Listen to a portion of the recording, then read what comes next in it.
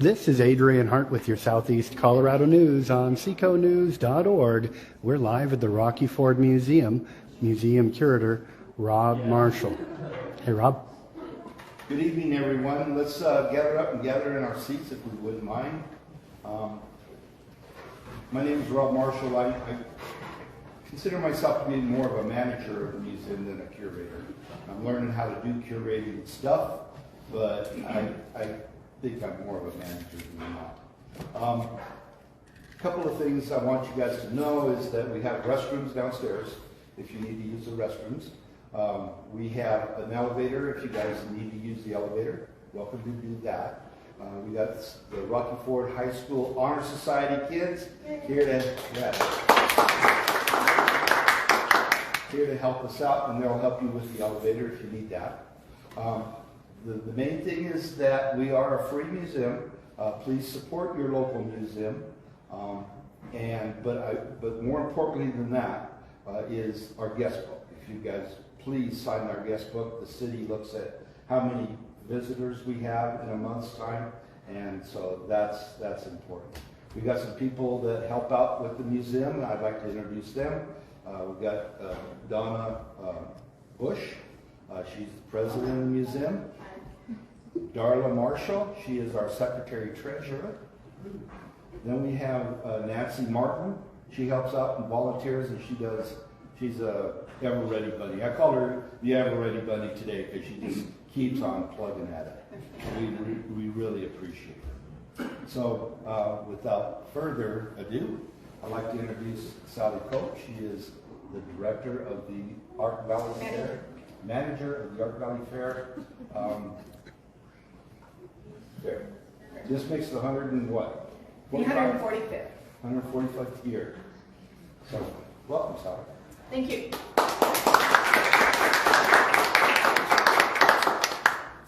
Thank you for having me this evening. And I want to tell you a little bit about myself because you've probably noticed my watermelon. I'm a watermelon collector. In 2009, I went to an estate sale. And the estate sale was for a woman named Margaret Abel from Rocky Ford. She passed away in 2008 at the age of 89, and her husband's name was Fred Abel. Had a daughter that lived to be maybe in her late 20s, early 30s, so no other family. Well, a friend of mine, Holly Lewis, and I went to the estate sale because a friend told us that she had watermelon things, so of course I went. And Holly and I were looking through closets full of beautiful clothes and things, and Holly pulls out this suit.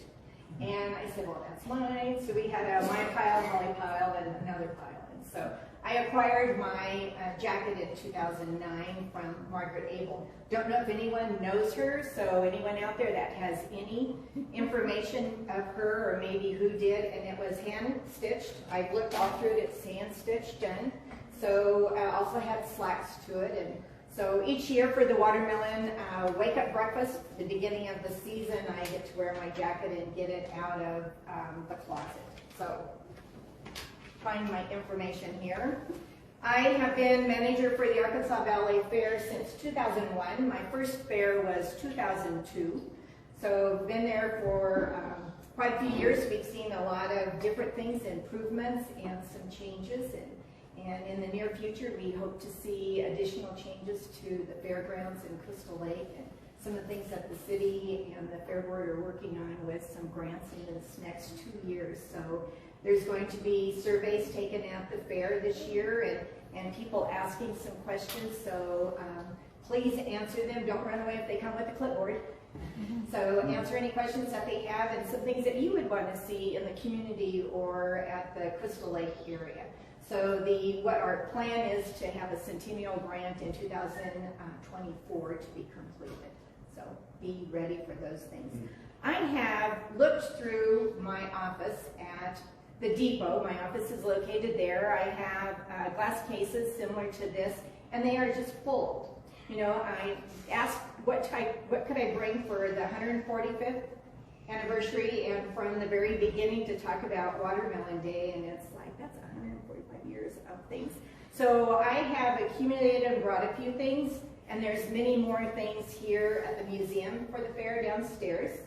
And also I have a couple of scrapbooks and more memorabilia here. But later I want to ask many of you what some of your thoughts and memorabilia is from the fair.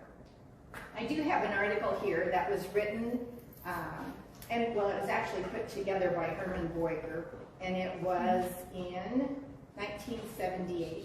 It says, Rocky Ford's world famous. Christopher Kit Carson, a famous frontiersman and Indian scout, often camped under the stars in what one day would become the world's most famous melon patch. His campsite was located near Rocky Ford, gravel ford across the Arkansas River. This crossing, located 20 miles above Bentsport, was used by roving Indian tribes and wagon trains of the pioneers. Kit Carson gave the name of Rocky Ford to the crossing. Can you hear me back there? Okay. I was trying to use my loud voice here. Mr. Russell built a trading post at the ford in 1868. 2 years later, he was joined by George Washington Swink of Vermont, Illinois.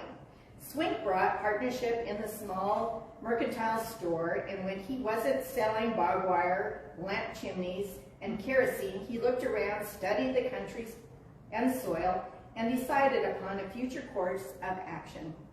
He took up homestead and applied for a timber claim. Swink was to be the granddaddy of agriculture in the Arkansas Valley. He experimented with various vegetables, grains, hays to determine what crops would be best and mature within the growing season. And he realized that the irrigation and the cultivation in a wide range of crops could be produced. Early in 1872, Herbert Gardner, who had settled in the upper Orfano, maybe I got the wrong pages here.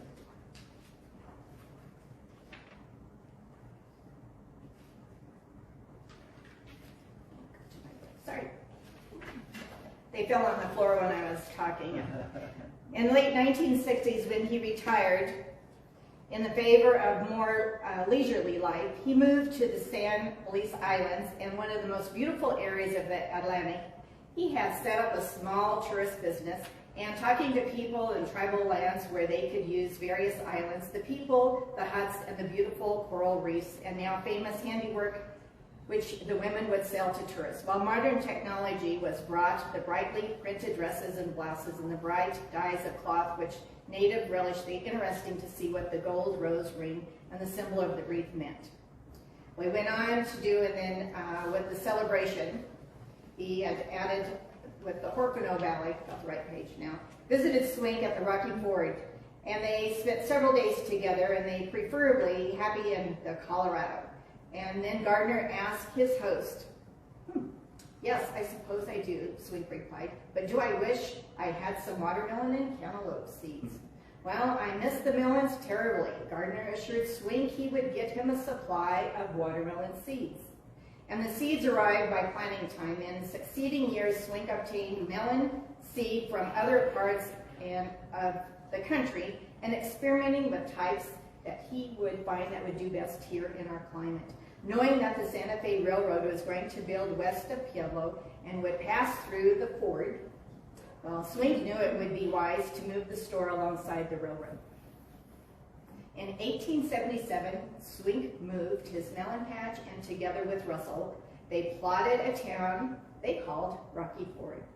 The original plat was filed at the courthouse in Los Animas, Bent County, and that was the Colorado Territory at 2 p.m. July 4th, 1876. 6 blocks were surveyed and trees were planted along the streets. In 1878, melon harvest was bountiful. Especially the watermelons, Swink hauled a wagon load to the railroad station and invited his neighbors to a melon feast. He cut the melons into and dismantled the freight car door for 25 guests. Most of them came from La Junta on the train. This was the first of Colorado's many and varied harvest festivals. For the next 10 years, Swink sponsored free distribution of melons. 1888, his neighbors that were producing melons joined Swink as hosts for Watermelon Day, and the Santa Fe Railroad ran special trains for the festival. By 1891, the crowd had grown to 8,000. Can you imagine? 8,000. They came by train, they came by in their little wagon with horses, 8,000. And I don't know if we can handle 8,000 at the fair. And the melon pile was moved to a cottonwood grove at the edge of Rocky Ford. This grove was part of Swink's timber claim. Title conveyed to him in Timber Cultural Certificate number 1, dated November 3rd, 1887, and signed by Grover Cleveland. This was the first certificate of its kind ever issued in the United States and presented Arkansas Valley Fairgrounds is located the Swink's original timber claim. In 1892, the Arkansas Valley Fair was started. The Santa Fe Railroad operated special trains from up and down the valley to transport visitors to the fair and Watermelon Day. In 1895, 40 wagons hauled 20,000 melons, 60,000 cantaloupe to feed the multitudes of who came by prairie schooners, horseback bicycles, 75 coaches on the Santa Fe Railroad. 75. When Swink was not occupied with his melons, he turned his attention to civic affairs. He turned his attention then by Perpetual being the mayor of Rocky Ford, the first man elected at the office, and was re-elected for several years until he wearied of,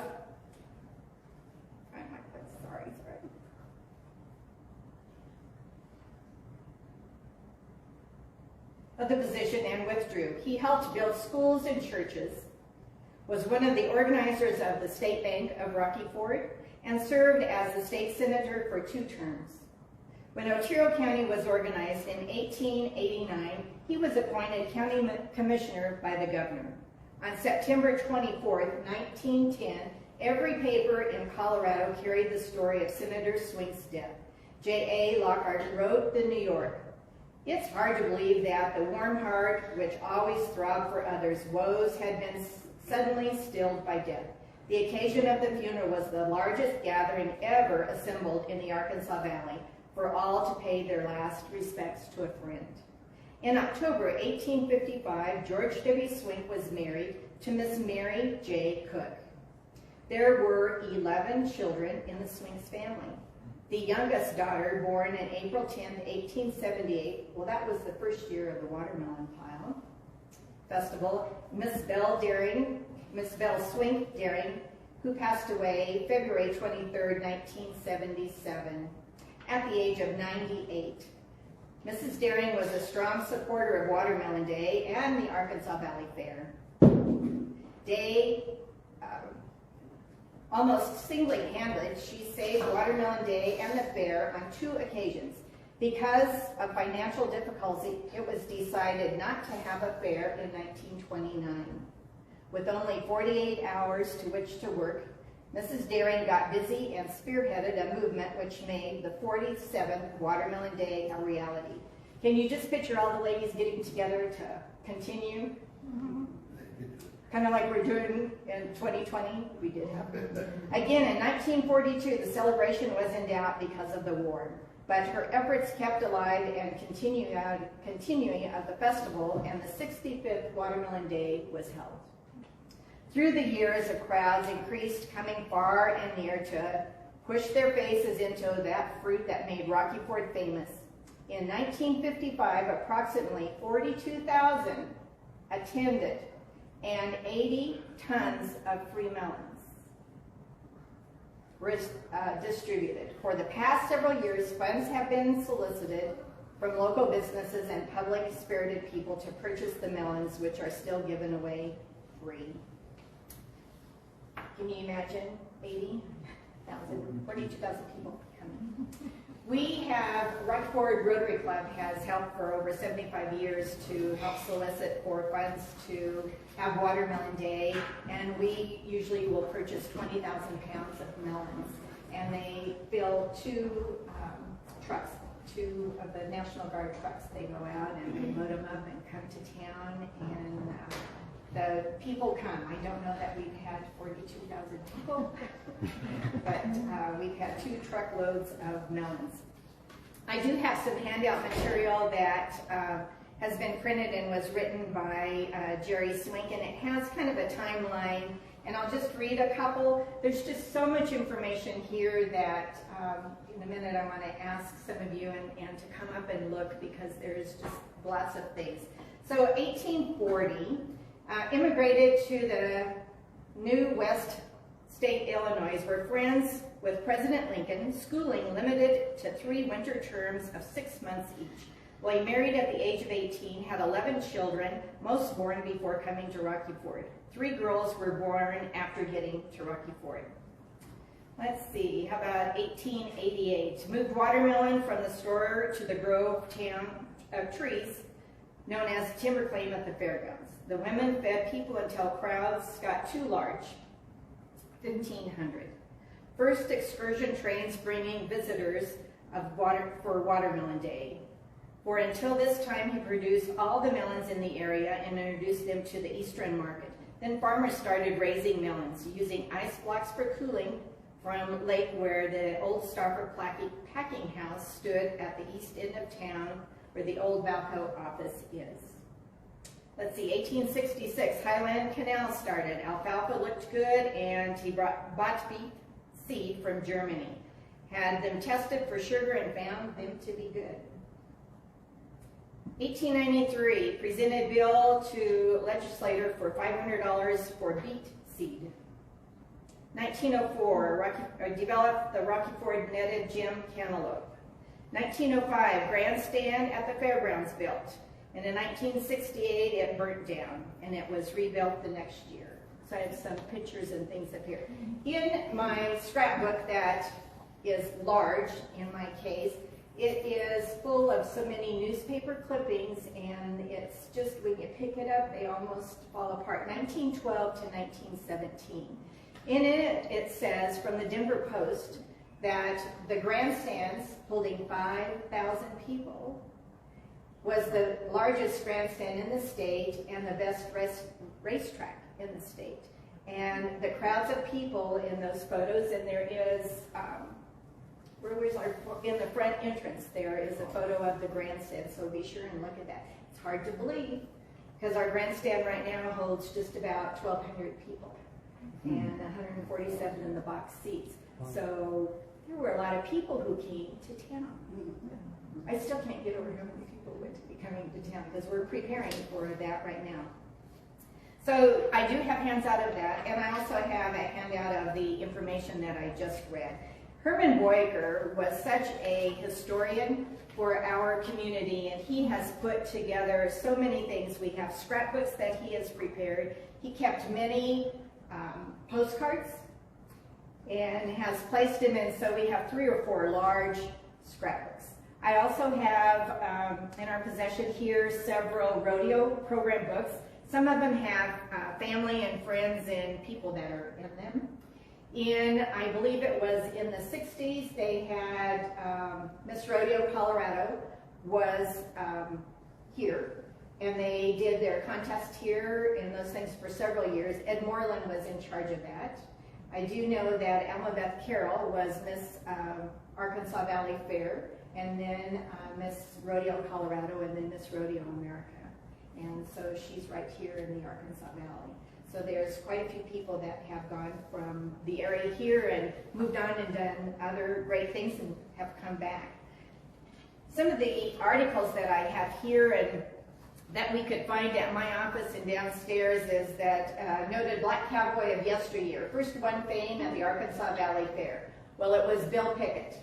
Bill Pickett was famous Negro cowboy at the turn of the century. He got his first boost to fame when he performed at the Arkansas Valley Fair, September 1900. Do you want to pass them by? Might as well pass them around and look at them. Racing's new kid is a cowboy. Well, this was in Baltimore written. About an hour after cowboy Jack Cannell had won the 107th Preakness Stakes at Alamo's Ruler, the 16-year-old jockey was sipping a black-eyed Susan, rum, vodka, and fruit juices at the Plimco executive offices. Soon a waiter appeared holding a tray of glasses of champagne. "Does the winner," the waiter said, "want some champagne?" Yeah, the winner said, smiling as he reached out and he took one of the glasses. Yeah, it's better than a watermelon was. He was asked, yeah, he said, but the watermelon was good too. Well, he had won what was advertised as the 100th running of Watermelon Day at a dusty bush track in Rocky Ford, Colorado. A few years ago, Cowboy Jack Cannell was presented with a watermelon with a ribbon on it, but now he was the youngest jockey to ever win the Triple Crown race, so he also raced here. Here's a picture of Belle Deering at the 94th Watermelon Day, and it used to be that the governors would come and give out the melon. Well, this is John Love, governor, and he opened the 95th Watermelon Day that day at 11:20. Some of the first graduates of Rocky Ford High School were members of the Swink family, some of them 11. Belle Deering, a little more information about Belle Deering. Also, the Harvest Silver Trophy is stored over at the city, Rocky Ford City Hall, was won by Rocky Ford delegation in the International Irrigation Exhibition in 1910, and it's on display at the city. Both of my parents were involved with the Arkansas Valley Fair as directors or working with the fair. My dad did horse racing. He helped build and rebuild. I think he helped rebuild a couple of the race gates along with Mr. Keck. I don't remember Richard Keck's dad's name, but Richard Keck's dad and my dad did it. When I first started at the chamber, there was this large picture at the bottom of the showcase, and I kept looking and I kept thinking, that looks like one of our horses. Well, that looks kind of like my dad. My mom came in and she said, well, it is. And at that time in 1960, they took a photo and they came across the river bottom holding a melon, and they had to finish at the end of the track around. Did you do that, Bub? So he was there too. You were probably one of those kids in that picture. How many horse? Well, there's several. I'm going to pass around. I thought maybe that was the first horse that was there. No, that's my horse Dolly. Okay. And my dad. Oh, okay. 1960, and it was a practice run that they did. So you had to complete the race holding the round melon. And where did they We start? used 2 horses. Two horses. See, here's the rest of the story. I love We it. used 2 horses. We crossed the river, and then I changed horses, maybe halfway. And was it a couple of miles to the river bottom? Or No, we started right on the other side of the river, Yeah. and crossed the river, went through the brush, and then I ran about probably 3 miles or something, then changed horses, and then when we come to the track, we had to go around the track once when we got to the track. Well, you're holding the watermelon. Well, you're holding the water. You have to finish with the melons. And you have to change horses with the melon. Yeah. I don't know if they could do that today. I want Well, to probably not. You want to? Okay, Trish, we're going to sign you up. But aren't these pictures great? And when my mom looked at it, she said, well, that's Hal Seeley and that's Jimmy Cox. And she said, she just named the people, and it was like, great. And I was going to bring the picture, but here's all 3 of them that the Gazette had taken. It was 1960. So that's not something that still goes on today. No, we have the Watermelon Derby, we call it, and they run around the track. We don't come from the river bottom at all. There's too many fences, and they've had pastures and other things there, so there's not a straight shot, zigzag coming through. So some of those photos. And as we, I'm going to move around. You're good. Okay. I can follow. Well, let me pull them over to you. I have a lot of show and tell. So if you don't mind, we could pass around and show and tell. In the 30s, the sugar factory had stock certificates. And when I started as manager of the fair, I went down to the fairgrounds, and in the ticket office, in the back side of the ticket office, was a large old file cabinet. And we cleaned it out, and in the bottom was many things, and about this thick of stock certificates. And it also had a seal. And I had asked at that time Bart Mendenhall if there was value if we had the stock certificate. He said only memorabilia. And so there were several hundred still there. This is number 329, but there's many. But it is a stock certificate, and the sugar factory sold those for $10 a piece to help raise funds to keep the fair going. So, yeah. So I believe some people, I know Donna Abert still has one that is signed by everyone. So if you run across one, I don't know, somebody might pay money for it to have. I don't know. Could be worth. And there is the Saturday Evening Post has a great article, and August 24th, 1946. And it has great pictures. Isn't that great? It doesn't have the full magazine here because it's like 100 pages. And so when I got it, I ordered it from eBay, and it didn't come with 100 pages. And then it has the last little bit of the article on page 98. And a young gal from Ordway worked for the pulp in Pueblo, and her name was Katie England. And she came over, we gave her a lot of information, and so she wrote a great article. And pretty much everything that I've read kind of still has the same story over and over for years. So it's just adding a little bit. The latest one that we have that has been published about the Rocky Ford Fair and Watermelon Day was in Colorado Life. They came and they interviewed in the community, and that was in 2015. And so there's a great article, and I have several of these magazines at the office that sometimes when people come in to visit and things, they want to know more about Rocky Ford, so I give them one of these and say, why don't you read it? Or a newcomer to town. If you want to pass on. I don't think I'll pass this one because it kind of crumbles when I touch it. But this one is the Arkansas Valley Fair of Colorado. And it's got some great graphics on it, some fun, and it just talks about Rocky Ford, and it has little maps in it and agricultural, so come up and view that. This one is the premium book. September 5th, 6th, 7th, and 8th, and this is 1905. And it's seen its better days. But it is, how big is the premium book now? Pretty big. This one's kind of little. Then I found little cards also in that filing cabinet. I didn't find these in the filing cabinet, but my other find was that stock certificate. Some of these says, Watermelon Day, September 3rd. Won't you come too? If you don't, you'll really miss the best all-around fair ever held anywhere. Interesting and instructive exhibits in great variety, illustrating and showing the progress and products of our great region, marvels in machinery, mechanism. Besides, there's a whole lot of wholesome fun, and then it's kind of scratched out there, but these were handed out from me for you, and people just gave them out with little sayings all over them, so I found a lot of those.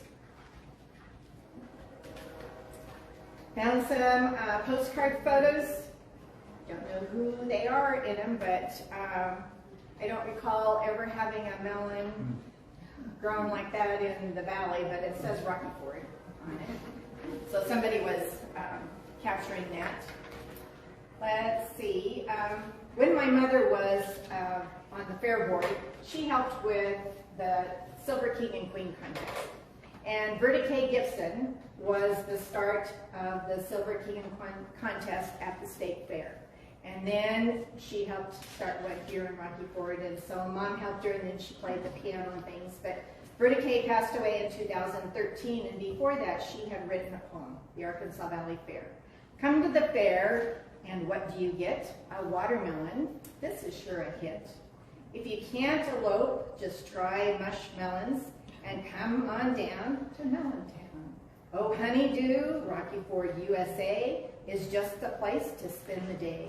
In Melontown, there is something for everyone, so come on and have some fun. Looking forward to seeing you there at the fantastic Arkansas Valley Fair. She was fun to work with. She would come down and she could get people motivated to do lots of things. You know, in past years, in my 20 years of being part of the fair board and managing, we had one year in 2004 that we had rain and it looked like we had a lake at the fairgrounds. And sure enough, 4619, our friend, he came and all of the Midway area had big puddles of water and he sucked up all that water. We moved Kids Day bike races. They didn't have them in the infield. We had stick horse races in the bingo building. I mean, I don't think anybody missed a beat, but we were down there early because we went home crying because it rained on our fair. But we just had activities and it was kind of a gloomy day that day, but Dean, he just came right on down. We didn't even call him. He just came right down and he took care of business. What year was that? 2004. A couple of years we had rain. I remember walking from one end down to the beer garden and come back and I had the short boot tops and water was going down my boots. By the time I got back to the office, my feet were pretty heavy. Lots of fun things. Some of the things that we have in the case here are the front entrance on Main Street, some pictures of downtown when they have the parade. We have some program books and some scrapbooks. Years ago, Blanche Wheeler was manager of the chamber and the fair at the same time for many years, and she was great at putting scrapbooks together. I have to admit that I am not, and she did a great job. And I have two other scrapbooks that I'd like people to look through because it may be you in that picture. I do have the Hancock twins on one of those pictures up here, and I need to open one of the cabinets. Can I open this one here?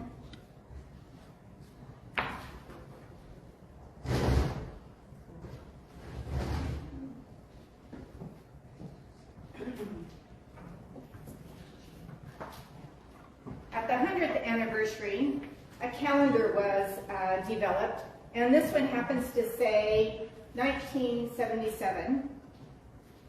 Excuse me, yeah, 1977, 100 years. And actually, Watermelon Day was on 1878.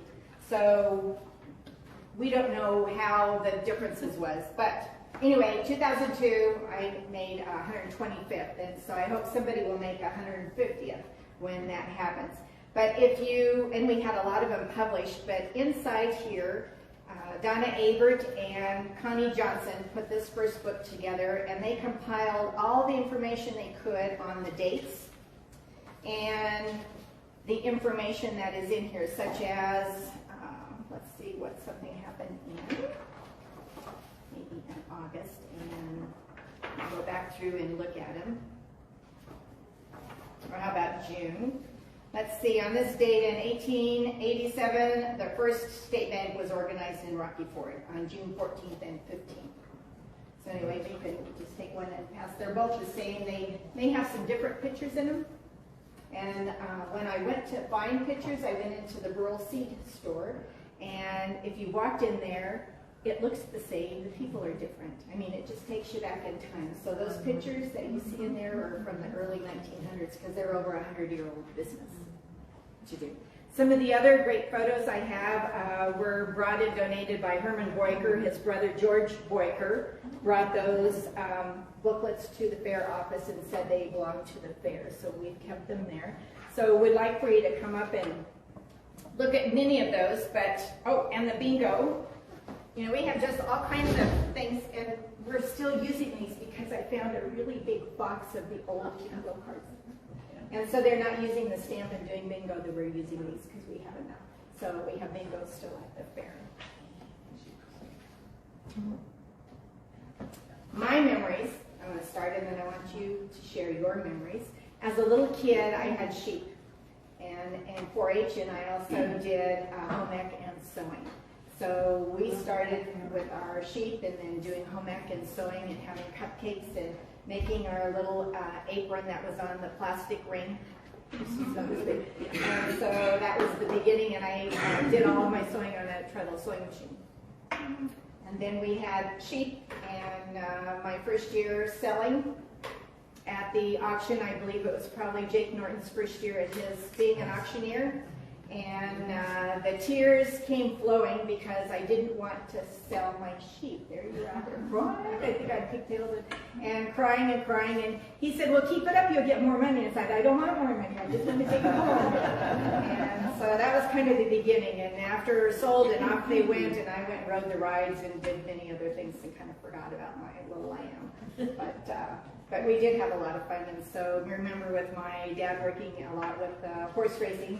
So we'd run from the horse barns over to the horse stalls and do that. And here I am again doing it for the last 20 years. And it's not as easy being older running from one end to the fairgrounds to the other. So I would like to introduce one of the Swink family members. Jeannie, come up here.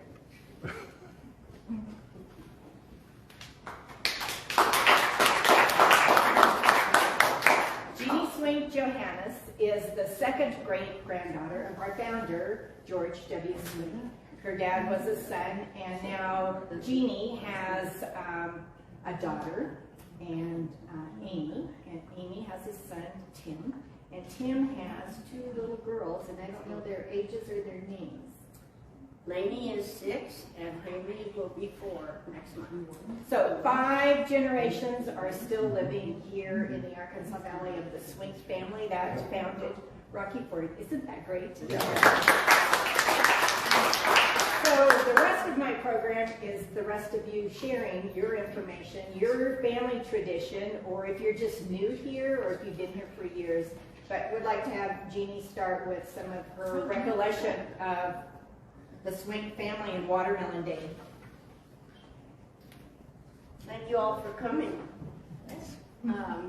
Sally told me I was going to do this.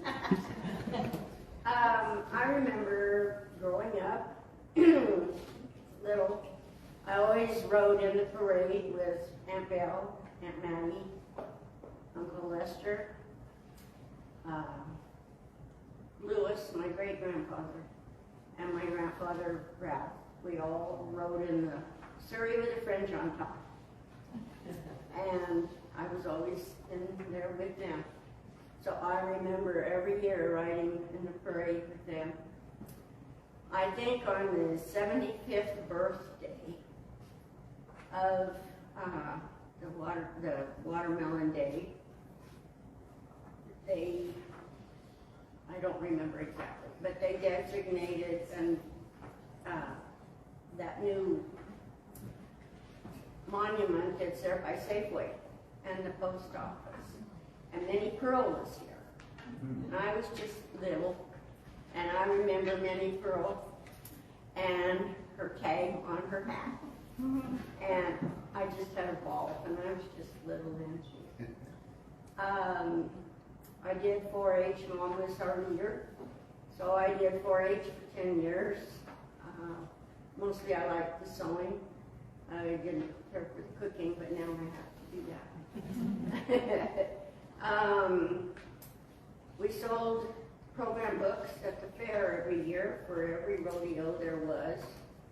Rode the rides till they quit every day. Then I went on with my sewing to Make It With Wool, and I did my Make It With Wool 3 years and went clear to nationals. So, and I am still sewing if anyone needs alterations.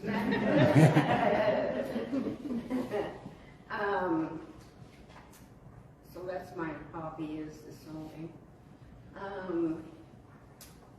I remember my dad was born on Watermelon Day. So that was, I think, in 1970. My mother, who is the oldest, she is 98. She's in the nursing home over here at Pioneer. So when Daddy was 92, he told me, you can start taking over the watermelon pile. I didn't want to do it anymore. So, but my kids would do it for me too. So, and I said, well, someday we can all do it. But they stand with me and do the opening at the watermelon pile every year. And get the first melon and then give it. So That's a lot of memories, and my kids are enjoying doing that too, and the little ones still remember that. Let's see.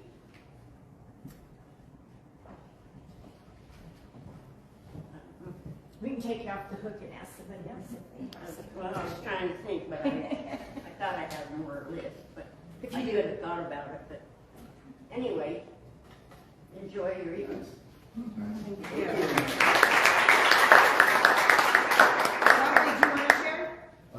Well, I can't top that. I mean, you know, I'll do my best, but I remember as a little boy, growing up in Pueblo, my dad worked at the Pueblo Army Depot.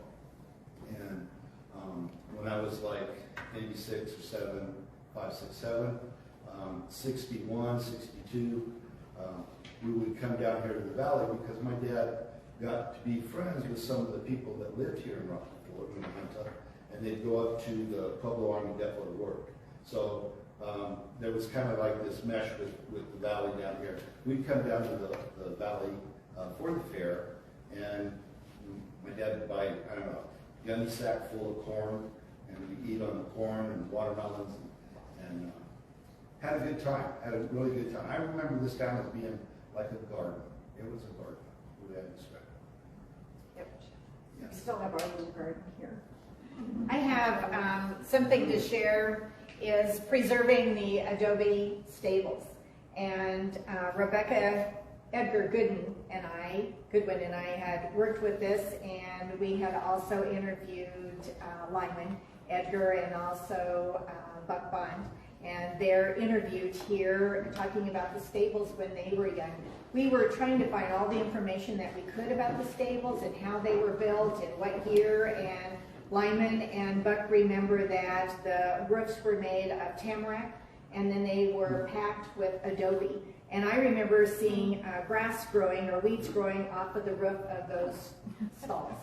And so over the years we have worked to preserve those, and we need to do again because they deserve it. So they've been on the endangered places list. But I do have DVDs if anyone's interested in having one just to look through. But Buck, what do you remember about the Arkansas Valley Fair and all the rodeoing and horse racing? You and Joyce both. I can remember probably late 40s, early 50s, I came over to the fair with my folks, and they had an RCA rodeo, wall-laws ball, and fences with all the wire fence and the old buck and shoots. And anyway, I can remember that, and it's probably in the 50s, and then probably in the early or the middle 60s. No, it was probably in late 50s to 61 or 2. I started riding racehorses, and that's when I think 60 was when the watermelon deal was. Yeah. And I've been riding racehorses 2 or 3 years, and we relayed all the time here. And I remember they had to carry a watermelon in a relay one year, maybe more than 1 year, I can't remember. And I don't know what year that was, probably 61 or 2. And I know we won the relay, and my horse, I couldn't stop my horse in the back, on the back, but I still had the watermelon, and my dad, he will stop the horse for me. And I can remember the old grandstand. It was really a fabulous old grandstand. It was. Before it burned down. All wooden. Yes. And it yes. burnt to the ground. Yeah. Arson, they believe. And pretty much, I remember when we come as a kid, I'd bring a little red wagon and put watermelon in it and take it back to the car or truck, whatever we had. And generally had like 3 or 4 watermelons, and I can remember doing that. And that was probably in the late 40s, more than likely, maybe early 50s, I'm not sure. I wasn't very big, but they had lots of people at that time, and they give away lots and lots of watermelons. I think a lot more than 2 truckloads. I'm You know, sure. back then, they give away lots of watermelons.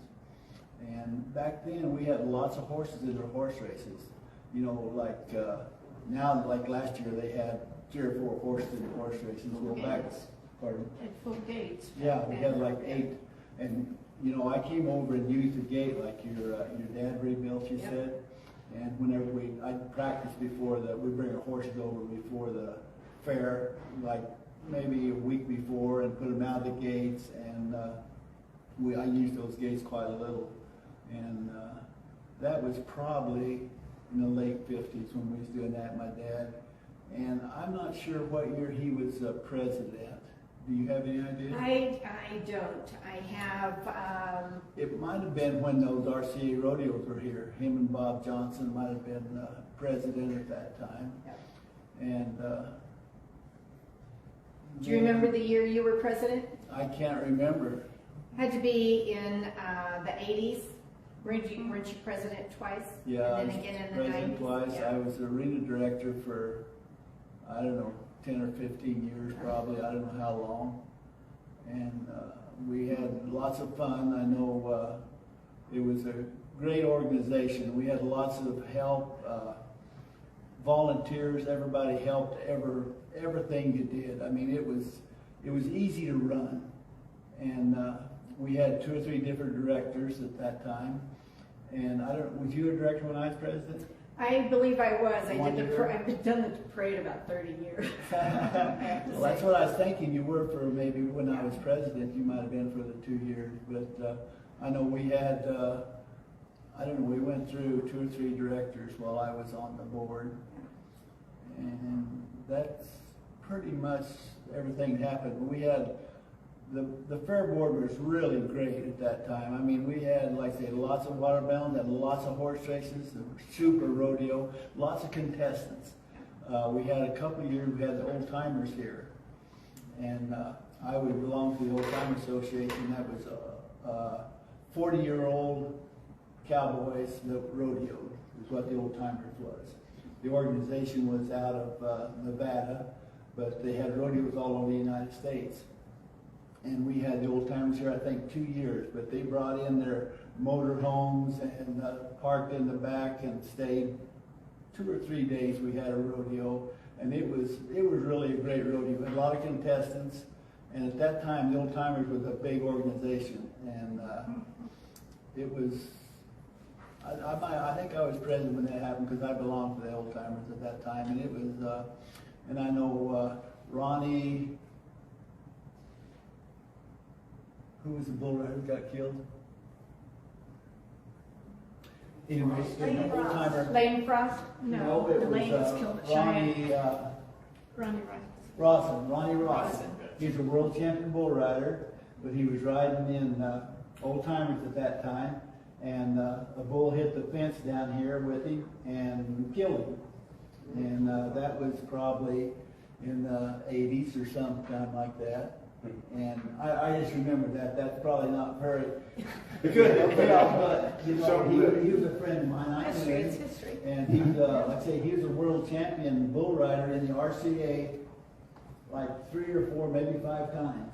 He was a super bull rider, and like I say, he rode here in the Old Timers, and I rode in a relay, 3-horse relay. I imagine 7 or 8 years. I don't know. My dad always had horses, and we always run our own horses. I rode another guy's horses 2 different years. After we quit running horses, he come and asked me to ride. Dwayne Eaton and Norman White. They had a string of horses, and they were friends of mine. We run against them when I was relaying, and they want me to ride their horses, and I rode their horses here at Rocky Ford 2 different times. Did you ever get beat in a relay? Pardon? Yes, I got beat sometimes. One time. Yeah, I got beat sometimes, but we won a lot of relays. That was something that my dad and I did. We went to Eads, Hugo, Deer Trail, Rocky Ford. They all had races all the time. And like I say, at that time, we had lots of horses in the races. We had 10 or 12 races with 8 horses in every race here at Rocky Ford. I mean, it was It was a big deal to race. Well, we had horses. 100 plus stalls. We Yeah, had we 85 had, plus, yeah, yeah, lots plus of stalls. the racehorse deal was a big deal here at Rocky Ford.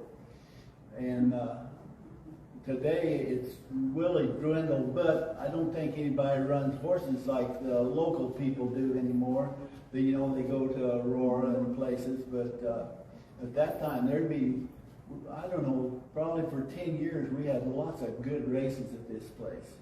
I mean, it was exciting. You know, we'd say there, the crowd would never leave. Horse races would run till 5 or 6 o'clock in the evening after the rodeo.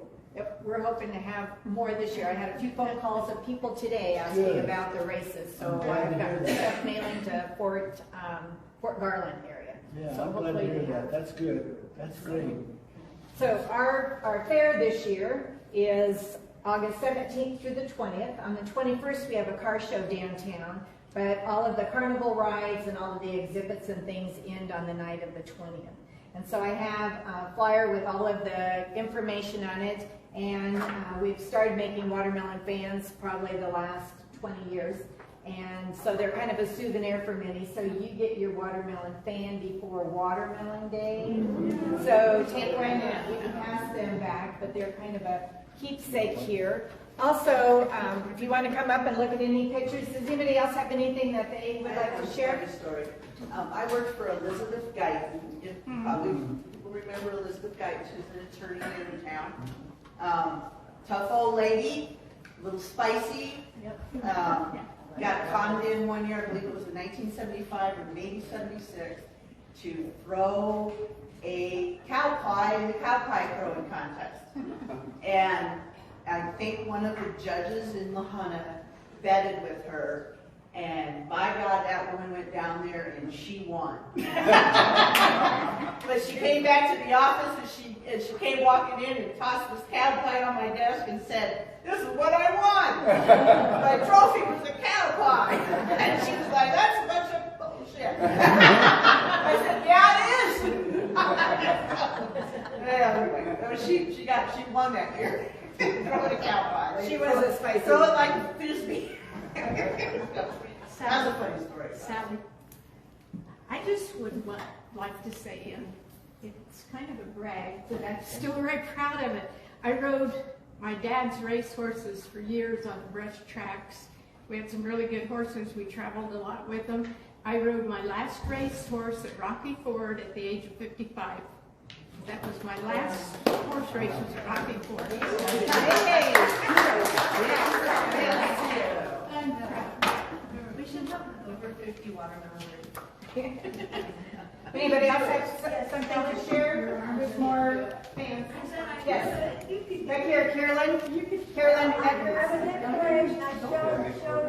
Stand up so we can hear you. But the most interesting thing was my grandmother rode, Lena Edgar rode racehorses at the Rocky Ford Fair. My grandfather, Roy Edgar, and his brother, Ray Edgar, raced the chariots at the fair. And so the family's been involved over the years with helping with stuff. And used to help after the 4-H sale and help load the livestock out. But they had a big celebration, and they wanted the guys, my grandpa and his brothers, to bring the chariots back.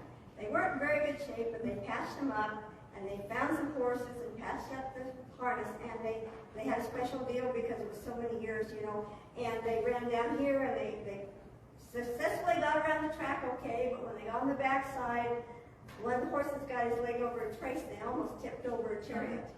So that's why the chariots that were here at the museum are in such bad shape. And they're on display downstairs, the chariots that they used to. Can you believe? So I can't remember what it was. I remember my grandmother and I went down to the fair that year, and we were really worried when the chariot was tipping over on the backside because, you know, the I can family. remember them running, and that's Yeah. what It was a special thing to ask them, and their equipment. And one time they raced at Colorado Springs, that they had a contract to go up there, and they took their horses. They had to trail them up there. That was so many years ago, and drag the chariots. And it took them 4 days to get up there at that fair, and they raced up there at that fair, and then 4 days to get back home to their house. That's dedication. Yeah. We have a Surrey here too Yeah. that Pearl, that she rode in. Yep. Yes. And there's a picture right out here in the foyer with the chariots in the Yes. Friday morning. Be sure and look at all of those things. There's just so much. Yeah, there I is don't know so what much. all to share. There's just so much. And there's so much tradition because there's so many families that have continued the tradition, and we've made it kind of a family tradition and a safe place to bring lots of family and friends to do. We have 28 plus directors on our fair board, and we start in November of election of officers. We have a meeting after our yearly event in September and go, you know, and everybody's already planning for the next year, and we get going. And there are just so many activities that we've added over the years, and we've just got a full slate this year. We have a couple of changes because some people were unable to come or due for this year, and we'll post those as we get our changes. Hopefully by Monday we have the 3 or 4 that we have that are concrete that we're working with to make changes. But Watermelon Day is on Saturday the 20th. Parade Day is on the 19th at 10 o'clock, and we have the figure 8 race, we have demolition derby, we have horse racing, we have CPRA rodeo, we just have a kids' day on Thursday, wake up breakfast 6:45 on Wednesday morning, and all of the 4-H activities. Trish, you want to share or Brooke Our show share? starts on, well, the kids with general projects and cooking and dogs and all that's on Saturday, and shooting, sports, and leather. Monday's the horse show. Tuesday the kids bring all their animals and weigh in, and then we do sheep and goats on Wednesday. Thursday's the dairy and beef cattle and the swine show at 6 o'clock. Then Friday there's the parade and the round robin and the sales Friday night. Yep. What time is the sale? The sale's at 6 o'clock for anybody that wants to come. And if you know anybody that has a business or wants to partake, they're especially looking for add-ons or people that want to group buy this year. So even if you only have $50 or $100 and you want to throw it in, I can get you in touch with the people that are taking that money, and then they pool buy. So they might take 10 people and buy a project, but every little bit helps. Great. That's one thing I definitely say about Rocky Ford. They have supported the youth through that Correct. livestock. Yep. Haven't they? It's great. Yes, it's amazing how this fair has taken care of this valley. It really is. And it comes back to the valley. It does. The kids these are our future leaders, and they're doing great things. 40 some years ago, Otero County Commissioners and the Arkansas Valley Fair Board went to rural development, and at that time it was decided that the 4-H barn would come down and a new one would come up. And so the county commissioners at that time pledged to pay for 40 years the new barn every year and the insurance. And that was completed in 2018-19. And so if you ever wonder who owns the 4-H barn, it was in the Fair Board's name, Arkansas Valley Exposition and Fair, but the county commissioners paid. The Arkansas Valley Fair is a nonprofit. We have been since 1892. All other fairs in the state are managed by their county commissioners, and they're county owned. They're on the county property. Ours is city owned, and in 1901, partials of land and one water share was given to the Fair Board. In 1910, other partials of land and another share of water was given to the Fair Board. And they maintained as long as they could, and then gradually went into, with the school district came and had the school, and then they had the gymnasium was their gym, and you know the roundhouse was built in 1901, and from then it went to the city, and so the city owns the fairgrounds, and the Fair Board has a lot of help in going down and helping with maintaining some of the facility down there because we tend to use it the most. So we keep it up. But the 4-H barn has been run by a junior livestock show for years, and started years ago with Bill Hancock and many before him. But I remember the old 4-H barn. Well, the barn that we have now, they just purchased some new coolers, so hopefully all the livestock and everything is cooler this year. But we do have a lot of volunteers. I'm paid, and I have 4 kids that work for me in a cleaning group. And we're very thankful for our cleaning group because they want to come back every year. And so I'm like, yay. So we do that. But there's just a few of us who are paid.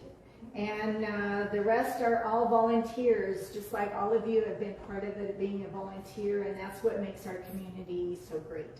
And that we grow and we can have it for 145 years. And especially for our students. And I was telling the kids earlier, I said, you're the future, you're going to have to share the history. So, you know, listen up tonight because they're going to be the next step to share our history. And Brooke, with growing melons and cantaloupe, can you imagine all of those cantaloupe? And it must have been every field was. Be proud to carry on the tradition that our family does that, and we're still doing that. And how many generations has that been? My kids are 4th generation, so it's fun. And I have 3 boys that all plan to farm and continue with it, so I hope it all works out. Isn't that great? Yeah, It's just a family tradition, and we just continue I think it's in their blood. It is. It is. I think it is with everyone. I want to go back to the watermelon. In pictures, years ago, them watermelons were huge. They were. What has changed to where they shrunk them watermelons down? Can anybody answer? I mean, man, it's... So, my grandpa was H.R. James, who had, well, the seed company is now Holler Seeds. So they were, Frank Holler and my grandpa were, they created some of the early hybrids, which changed the shape of the watermelon and everything as we kind of know it today, I guess. So. It's easier to carry today. When I was a kid, we couldn't tote it to the 4-H barn without breaking a knee in the center. He was 102 years prior to me. His best friend was George Swink, actually. Fun. So yeah, I don't know, the way Larry Holler always said that I guess they kind of changed the face of watermelon as we know it today. And, but why? Why? The question is a why? lot of it has to do with, my understanding is a lot of what is out there with the bugs and the disease. So they changed it to make it so it, and if you look at the history, I think watermelons and cantaloupes are harvested in August, September, and October, and now we start harvesting in July, August, and September, and we're done by the end of September. Yeah. So I think that's kind of changed. I think a lot of it is due to the conditions and disease, and I think actually take less water too. well, it was all about, disease resistance. and do you mean big color, or are you talking about Well, yes. big? Yes. Yeah. Vic was With Holler Seeds. Right, yeah. right. And your name and your grandfather's name again? Robert Hunter James, and I'm Mitch. That was my mother's father. Yeah. Awesome. The melons kept getting smaller because when I was in high school, they weren't as big as they show in those pictures. But they were the long melons at that time still. But they weren't as big as the original melons. So. You know, the funny thing is those big melons don't sell. People don't want to carry them. They can't carry them out of the grocery store. They can't carry them. Can't get them in your refrigerator. So it's And really people have smaller consumer. families, so they It don't is. eat the big melon. They can't eat it fast enough before it goes It's bad. catered to what the consumers want. We don't have 11 kids anymore. Part of the reason was for shipping also. Yeah, I got that too. It is huge. Actually, we have a field of honeydews that are too big to go through our grader at Harricata Farm. So now we have all this field of honeydews that we don't know what to do with. That just happened today because they're too big to go through our grader. So it's just, and who knows why they're bigger this year. You know, it's just one of those things you try to figure out. So yeah. We can. Yeah.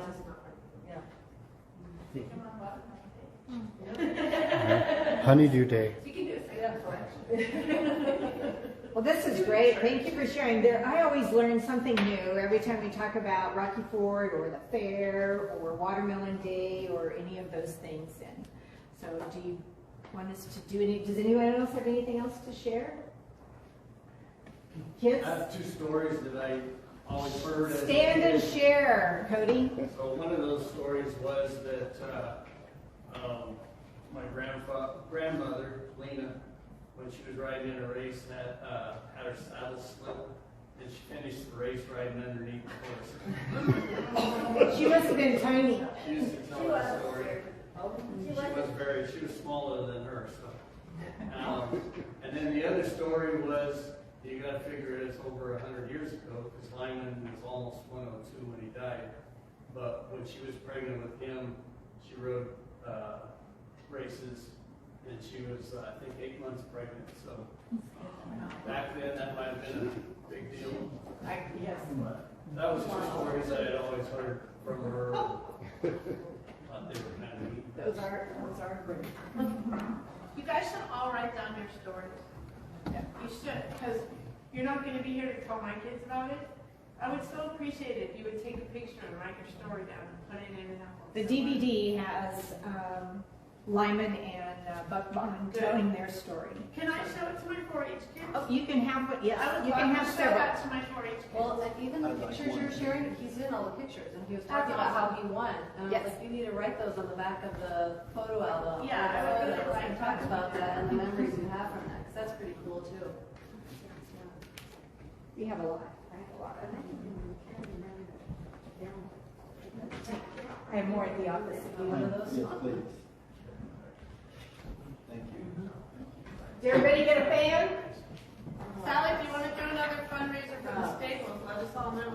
We will. We were contacted by the historical society in Pueblo and Denver area, and they wanted to come down in August and do a workshop and things, and we said, oh, we're too busy right now. And so sometime this next 6 months, 8 months, we're going to connect with them and do. We did a project in 2012 where Colorado Preservation came and they brought a group of volunteers out of Denver and Durango, lots of areas, and we made over 120 adobe bricks, and they're all 12 inch by 12, and they're about 3.5, 4 inches. And we got to play in the mud and make adobe, and then we finished the back walls and finished 25 of the stables, and came back a couple of years later. And Rebecca Goodwin had written a grant for the city of Rocky Ford to have a adobe mixer purchased.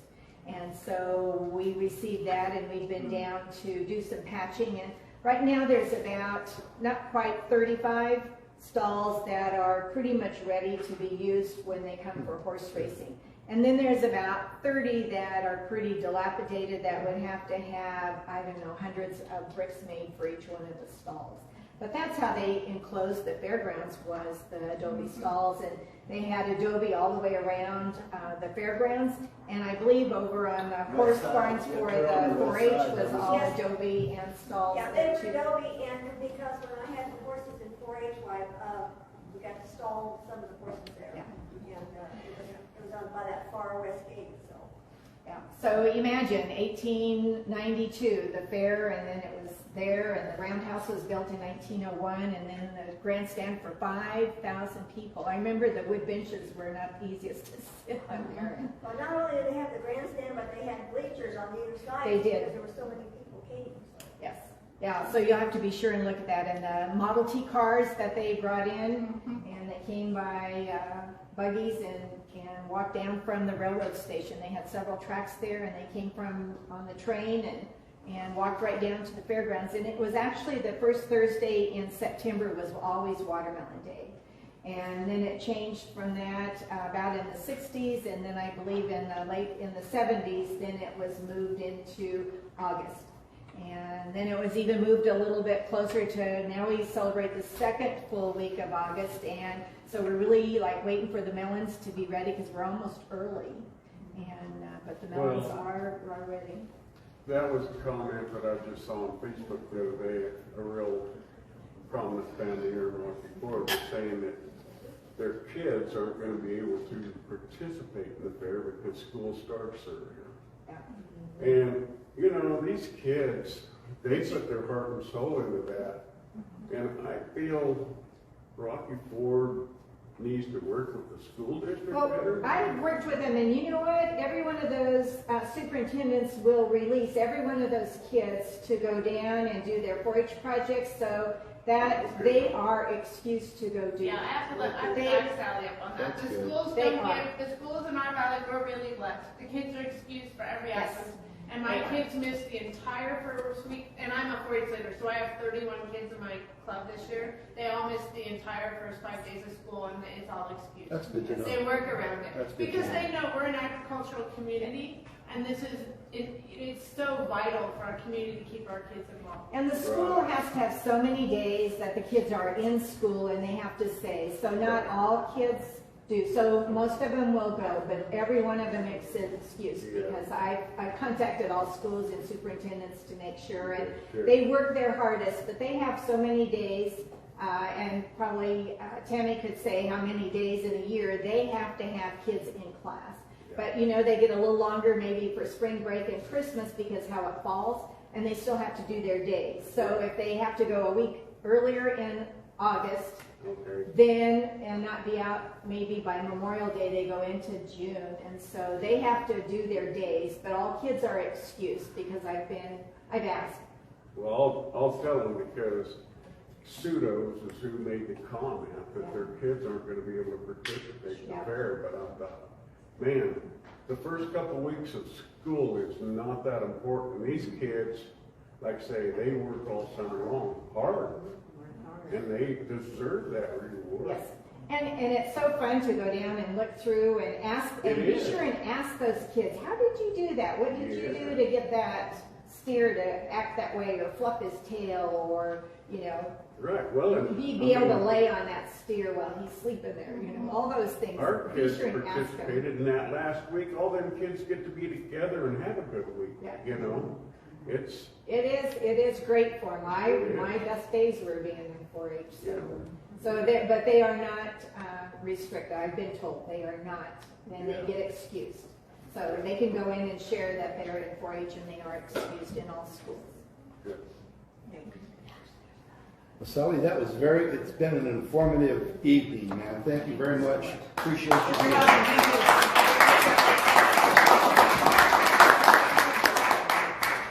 Just a reminder to make sure you sign the attendance or guest book. The museum is going to have a showcase at the expo building. We pulled 10 artifacts that we think try to stump the community on different artifacts that we have here in the museum. And so I think Michigan is going to be giving out a gift certificate for the winner. So kind of keep an eye open for the museum's showcase. Yeah. Nice. Right inside the expo building. We have vendors are full inside, nearly full outside, lots of different foods. Yeah, great time. So come say hi. All right. For Sally Cope with the Arkansas Valley Fair and Rob Marshall at the Rocky Ford Museum for another night at the museum.